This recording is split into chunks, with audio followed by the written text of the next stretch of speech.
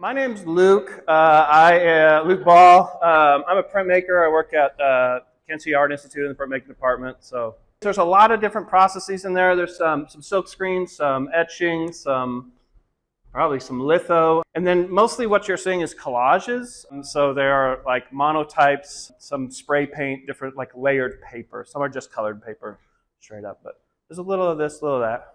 About, I don't know, 2 months ago, Thayer emailed me and was like, hey, somebody dropped out. I think your work would go really well with this. And I 100% agree. This stuff is like right up my alley, obviously. Yeah, so I like that layered thing. If you've looked close at them, there's like, you know, there's a sense of depth there. That's kind of two things happening at once. One is like, as a printmaker, I think in layers, right? So every time I look at an image, I'm trying to break down like how would a printmaker approach this? Like, because you have to lay one layer down at a time, one color down at a time. So how can that kind of bring that image together? Like screen print would be easy, but sometimes you have to like create a problem for yourself to solve. So that's kind of where these were born out of. The other thing is like thinking about the imagery itself, you know, as things start to decay over time, like they reveal the layers and layers of paint that's built up. And so like we think about layers, I think about time. If I didn't go to school for art, I would have gone to school for geology. So I think about things in like stratigraphy and so when you're looking through layers, you're really looking through time. And a lot of this work is about time and how it overcomes everything.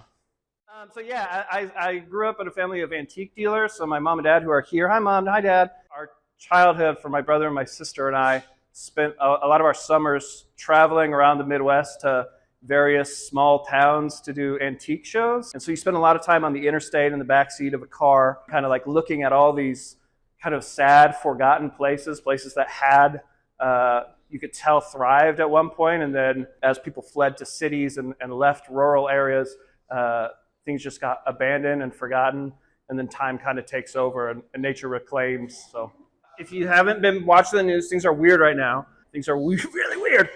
So that Unless piece, I think, was inspired because I spend a lot of time reading and watching the Lorax, but I'll leave you with the Dr. Seuss quote.